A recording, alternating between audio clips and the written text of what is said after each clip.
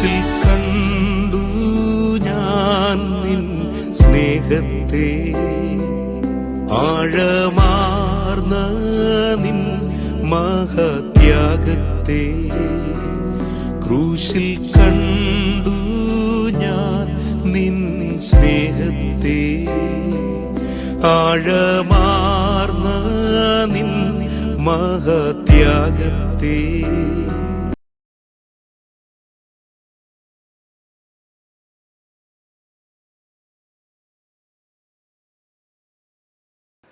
ഈശോ മിശിഹായ്ക്കും സ്തുതിയായിരിക്കട്ടെ. ഇന്ന് 35-ാം ദിവസത്തിലേക്ക് നമ്മൾ കടന്നിരിക്കുകയാണ്.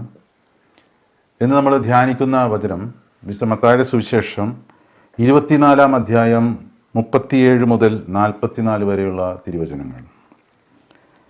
നോഹയുടെ ദിവസങ്ങൾ പോലെ ആയിരിക്കും മനുഷ്യപുത്രൻ്റെ ആഗമനം. ജലപ്രളയത്തിന് മുമ്പുള്ള ദിവസങ്ങളിൽ നോഹ പേടകത്തിൽ പ്രവേശിച്ച ദിവസം വരെ അവർ തിന്നും കുടിച്ചും വിവാഹം ചെയ്തും ചെയ്തു കൊടുത്തും കഴിഞ്ഞു പോന്നു. ജലപ്രളയം വന്ന് സംഹരിക്കുന്നത് വരെ അവർ അറിഞ്ഞില്ല. ഇപ്രകാരം തന്നെയായിരിക്കും മനുഷ്യപുത്രൻ്റെ ആഗമനവും. അപ്പോൾ 2 പേർ വയലിലായിരിക്കും, ഒരാൾ എടുക്കപ്പെടും, മറ്റേയാൾ അവശേഷിക്കും.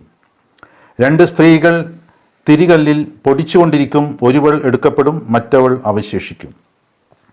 നിങ്ങളുടെ കർത്താവ് ഏത് ദിവസം വരുമെന്ന് അറിയാത്തതുകൊണ്ട് നിങ്ങൾ ജാഗരൂകരായിരിക്കുവിൻ. കള്ളൻ രാത്രിയിൽ ഏത് സമയത്താണ് വരുന്നതെന്ന് ഗൃഹനാഥൻ അറിഞ്ഞിരുന്നുവെങ്കിൽ അവൻ ഉണർന്നിരിക്കുകയും തൻ്റെ ഭവനം കവർച്ച ചെയ്യാൻ ഇടം കൊടുക്കാതിരിക്കുകയും ചെയ്യുമായിരുന്നു എന്ന് നിങ്ങൾ അറിയുന്നു. അതിനാൽ നിങ്ങളും തയ്യാറായിരിക്കണം. നിങ്ങൾ പ്രതീക്ഷിക്കാത്ത മണിക്കൂറിലായിരിക്കും മനുഷ്യപുത്രൻ വരുന്നത്. കർത്താവിൻ്റെ സുവിശേഷം. ഇത് നോഹയുടെ കാലത്ത് എന്ന പോലെ തന്നെയുള്ളൊരു സാഹചര്യം ഇന്ന് ഇവിടെ നിലനിൽക്കുന്നുണ്ട്. ഉൽപ്പത്തിയുടെ പുസ്തകത്തിൽ 6-ാം അധ്യായത്തിൽ 5ഉം 6ഉം തിരുവചനങ്ങൾ നമ്മളിങ്ങനെ വായിക്കുന്നു. ഭൂമിയിൽ മനുഷ്യൻ്റെ ദുഷ്ടത വർദ്ധിച്ചിരിക്കുന്നെന്നും അവൻ്റെ ഹൃദയത്തിലെ ചിന്തയും ഭാവനയും എപ്പോഴും ദുഷിച്ചത് മാത്രമാണെന്നും കർത്താവ് കണ്ടു. ഭൂമുഖത്ത് മനുഷ്യനെ സൃഷ്ടിച്ചതിൽ കർത്താവ് പരിതപിച്ചു. അതവിടുത്തെ ഹൃദയത്തെ വേദനിപ്പിച്ചു. ഇതുപോലൊരു അവസ്ഥ ഇന്ന് നമ്മുടെ ഈ ലോകത്ത് നിലനിൽക്കുന്നുണ്ട്. അതുകൊണ്ട് തന്നെയാണ് അനേകർക്ക് മുന്നറിയിപ്പ് ലഭിക്കുന്നുണ്ട്. ഇതെൻ്റെ ജീവിതം, ഞാൻ ഇഷ്ടമുള്ളതുപോലെ പ്രവർത്തിക്കും, ഞാൻ ഇഷ്ടമുള്ളതുപോലെ ജീവിക്കും എന്നുള്ളൊരു മനോഭാവം ആളുകളിലേക്ക് കടന്നു വന്നുകൊണ്ടിരിക്കുകയാണ്. അപ്പോൾ സ്വാഭാവികമായിട്ടും ഈ നോഹയുടെ കാലത്തെ ഈശോ എടുത്തു പറയാൻ കാരണം എന്താണ്? നോഹയുടെ കാലത്ത് ഇങ്ങനെ സംഭവിച്ചപ്പോൾ ഒരു ജലപ്രളയം കൊണ്ട് ദൈവം ഭൂമുഖത്തുള്ള നോഹയുടെ കുടുംബം വെച്ച് ബാക്കി എല്ലാവരെയും നശിപ്പിച്ചു. അപ്പം ഇതുപോലെ ഉള്ള ഒരു അവസ്ഥ ഇപ്പോൾ വരുമ്പോൾ എന്ത് സംഭവിക്കും എന്നാണ് നമ്മൾ മനസ്സിലാക്കേണ്ടത്. പക്ഷെ നോഹയോട് ദൈവം പറഞ്ഞു ഒരുങ്ങണം. എങ്ങനെ ഒരുങ്ങണം? ഒരു പെട്ടകമുണ്ടാക്കി ആ പെട്ടകത്തിലായിരിക്കണം. അപ്പോൾ നോഹ പെട്ടകം പണിയാൻ തുടങ്ങി. ഏകദേശം 100 വർഷത്തോളം എടുത്തു എന്നാണ് പറയുന്നത് നോഹ പെട്ടകം പണിയാൻ.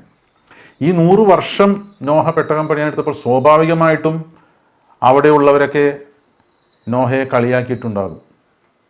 കാരണം അവിടെ വചനം എടുത്തു പറയുന്നു, നോഹ പേടകത്തിൽ പ്രവേശിച്ച ദിവസം വരെ അവർ തിന്നും കുടിച്ചും വിവാഹം ചെയ്തും ചെയ്തു കൊടുത്തും കഴിഞ്ഞു പോന്നു. അതാ 100 വർഷവും അവർ ഇതൊന്നും ശ്രദ്ധിച്ചില്ല. എന്നതുപോലെ ഇന്ന് ഈശോയുടെ വരവിൻ്റെ സമയമായി എന്ന് ആരെങ്കിലും പറയുമ്പോൾ ആ വ്യക്തിയെ നമ്മൾ കളിയാക്കുകയാണ്. ആ വ്യക്തി പറഞ്ഞത് നമ്മൾ അവഗണിക്കുകയാണ്. ഒന്ന് പ്രാർത്ഥിച്ചൊരുങ്ങാൻ പറയുമ്പോൾ നമ്മൾ അതെല്ലാം അവഗണിക്കുകയാണ്. അതിൻ്റെ ആവശ്യമില്ല. കാരണം ഈ ലോകത്ത് അത്രമാത്രം സുഖസൗകര്യങ്ങളിലും ശാസ്ത്രത്തിൻ്റെ നേട്ടത്തിലുമാണ് നമ്മൾ ജീവിക്കുന്നത്. അതുകൊണ്ട് തന്നെ ഇന്ന് പ്രാർത്ഥിക്കണം, ഒരുങ്ങണം എന്ന് പറയുമ്പോൾ അന്ന് നോഹയുടെ കാലത്ത് അവർ ദൈവത്തിൻ്റെ ആ വചനം അവഗണിച്ചതുപോലെയാണ് ഇന്നും സംഭവിച്ചുകൊണ്ടിരിക്കുന്നത്. പക്ഷെ നമുക്ക് ഒരു പ്രത്യാശയ്ക്ക് വഴിയുണ്ട്.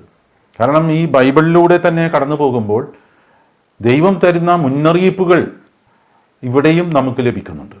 ഇപ്പോൾ നോഹയുടെ കാര്യം എടുത്താൽ നോഹയോട് പറഞ്ഞു, നീയും കുടുംബവും പെട്ടകത്തിൽ ആയിരിക്കുക, നിങ്ങൾ സുരക്ഷിതരായിരിക്കും.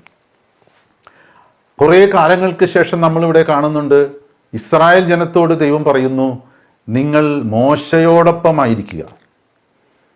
ഇതാ അടിമത്തത്തിൻ്റെ ആ ഭവനമായ ഈജിപ്തിൽ നിന്നും തേനും പാലും ഒഴുകുന്ന കാനാൻ ദേശത്തേക്ക് നിങ്ങൾ എത്തണമെങ്കിൽ മോശയോടൊപ്പം ആയിരിക്കുക എന്നാണ് പറയുന്നത്.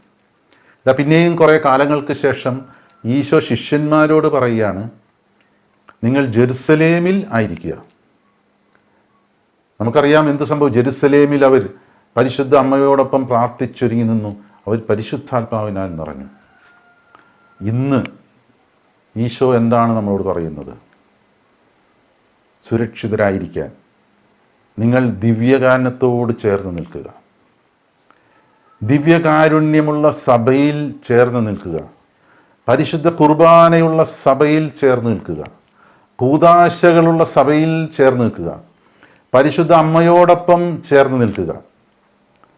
ഇന്ന് എങ്ങനെയാണോ ദൈവം ആഗ്രഹിക്കുന്നത് അതുപോലെയുള്ള ഒരു ജീവിത രീതി നമുക്ക് ഒരുക്കി തരുന്ന കത്തോലിക്ക സഭയിൽ ചേർന്ന് നിൽക്കുക.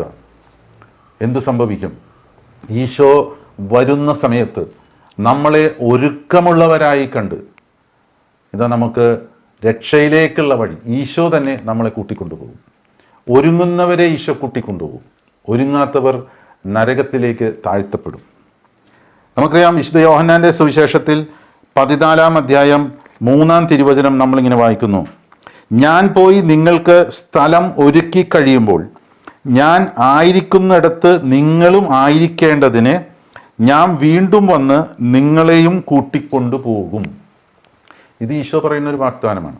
നോഹയോട് പറഞ്ഞതുപോലെ നിങ്ങൾ പെട്ടകത്തിലായിരിക്കുക, അപ്പോൾ നിങ്ങൾക്ക് അനർത്ഥമുണ്ടാവുകയില്ല. ഇസ്രായേൽ ജനത്തോട് പറഞ്ഞു. അത് കഴിഞ്ഞ് സ്ത്രീഹന്മാരോട് പറഞ്ഞു, ജെറുസലേമിലായിരിക്കുക. ഇപ്പോൾ നമ്മളോട് പറയുന്നു, നിങ്ങൾ പരിശുദ്ധ കുർബാനയോട് ചേർന്ന് നിൽക്കുക, പരിശുദ്ധ കുർബാനയുള്ള സഭയിലായിരിക്കുക, പരിശുദ്ധ അമ്മയോട് ചേർന്ന് നിൽക്കുക. എന്താണ്? ഈശോ വന്ന് നമ്മളെ കൂട്ടിക്കൊണ്ടുപോകും. ഇത് നമുക്കറിയാം, വിശുദ്ധ യോഹന്നാന്റെ സുവിശേഷത്തിൽ തന്നെ 8-ാം അധ്യായം 21-ാം തിരുവചനം നമ്മിങ്ങനെ വായിക്കുന്നു, ഈശോ വീണ്ടും അവരോട് പറഞ്ഞു, ഞാൻ പോകുന്നു, നിങ്ങൾ എന്നെ അന്വേഷിക്കും, എന്നാൽ നിങ്ങളുടെ പാപത്തിൽ നിങ്ങൾ മരിക്കും. ഞാൻ പോകുന്നിടത്തേക്ക് വരാൻ നിങ്ങൾക്ക് കഴിയുകയില്ല. അപ്പോൾ ഈശോ പറഞ്ഞു, ഒരുക്കമുള്ളവർ പോകും, ഒരുങ്ങാത്തവർ പോകില്ല. നമ്മളിപ്പോൾ എന്താ ചെയ്യേണ്ടത്? നമ്മുടെ ഹൃദയത്തിൽ ഒരു പെട്ടകം പണിയുക. ഈശോയ്ക്കും പിതാവായ ദൈവത്തിനും പരിശുദ്ധാത്മാവിനും വസിക്കുവാനുള്ള ഒരു പെട്ടകം നമ്മുടെ ഹൃദയത്തിൽ പണിയുക ഈ നിമിഷം മുതൽ. അപ്പോഴാണ് അപ്പോൾ അതിലൂടെ എന്താണ് സംഭവിക്കുന്നത്? ഈശോ പറഞ്ഞ കാര്യങ്ങൾ വിശ്വസിച്ച് പ്രവർത്തിക്കുന്നവരായി നമ്മൾ മാറും. ഇതാ ഉൽപ്പത്തിയുടെ പുസ്തകത്തിൽ 3-ാം അധ്യായത്തിൽ 8-ാം തിരുവചനം നമ്മളിങ്ങനെ വായിക്കുന്നുണ്ട്, വെയിലാറിയപ്പോൾ ദൈവമായ കർത്താവ് തോട്ടത്തിൽ ഉലാത്തുന്നതിൻ്റെ ശബ്ദം അവർ കേട്ടു. പുരുഷനും ഭാര്യയും അവിടത്തെ മുമ്പിൽ നിന്ന് മാറി തോട്ടത്തിലെ മരങ്ങൾക്കിടയിൽ ഒളിച്ചു. എന്തുകൊണ്ടാണ് ആദാവ് ഒളിച്ചത്? അവർ തെറ്റ് ചെയ്ത് എന്ന് മനസ്സിലായി. അന്നേ അതിൻ്റെ തലേ നിമിഷം വരെ ദൈവത്തോടൊപ്പം നടന്നിരുന്ന അവർ ആ പാപം ചെയ്തു കഴിഞ്ഞപ്പോൾ അവർ ദൈവം വരുന്ന സമയത്ത് ഒളിച്ചിരിക്കുകയാണ്. ഇന്ന് ഒരുങ്ങാത്തവർ ഇത് തന്നെ സംഭവിക്കും. ഈശോയുടെ 2-ാം വരവിൽ അവർ ഒളിച്ചു നിൽക്കേണ്ട ഒരു സ്ഥിതിവിശേഷം വരും. ആ കഷ്ടം എന്നല്ലാതെ മറ്റെന്ത് പറയാൻ? നമ്മളെന്ത് വേണം? നമ്മുടെ ഹൃദയത്തിൽ ആ ത്രിത്വൈക ദൈവത്തിന് വസിക്കാൻ തക്ക യോഗ്യതയുള്ളൊരു പെട്ടകം പണിയുക. ഈശോയുടെ 2-ാം വരവിൽ ഇതാ ഞാൻ ഈശോയെ എന്ന് പറഞ്ഞ് ഈശോയുടെ മുമ്പിലേക്ക് കടന്നു വരണം. അതാണ് നമ്മളെ ഏൽപ്പിച്ചിരിക്കുന്ന ദൗത്യം. നമുക്ക് പ്രാർത്ഥിക്കാം, ഈശോയെ, അങ്ങയുടെ 2-ാം വരവിനുള്ള ഇതാ ഞാൻ ഒരുങ്ങുന്നു. കത്തോലിക്ക സഭയോടൊപ്പം ഞാൻ ഒരുങ്ങുന്നു. കൂദാശ ജീവിതം ഞാൻ നയിക്കുന്നു. പരിശുദ്ധ അമ്മയോട് ചേർന്ന് ഞാൻ ജീവിക്കുന്നു. പരിശുദ്ധ കുർബാനയും പരിശുദ്ധ കുംഭസാരവും ജപമാലയും വചനവായനയും എല്ലാം ഇതാ ഈ സഭയിൽ നിന്നും നിർദ്ദേശിക്കുന്നതനുസരിച്ചുള്ള എല്ലാ ഒരു ജീവിത രീതി ഞാൻ തുടർന്നുകൊണ്ട് കർത്താവെ ഞാൻ ഒരുങ്ങുന്നു. ഈശോയെ ഇതാ ഞാൻ എന്ന് പറഞ്ഞ് ഞാനിതാ മുന്നോട്ട് വരുന്നു. എല്ലാവരും ദൈവം അനുഗ്രഹിക്കട്ടെ. പിതാവിൻ്റെയും പുത്രൻ്റെയും പരിശുദ്ധാത്മാവിൻ നാമത്തിൽ ആമേൻ. ക്രൂശിൽ കണ്ടു ഞാൻ നിൻ സ്നേഹത്തെ, ആഴമാർന്ന നിൻ മഹത്യാഗത്തെ. ക്രൂശിൽ കണ്ടു ഞാൻ നിൻ സ്നേഹത്തെ, ആഴമാർന്ന നിൻ മഹത്യാഗത്തെ.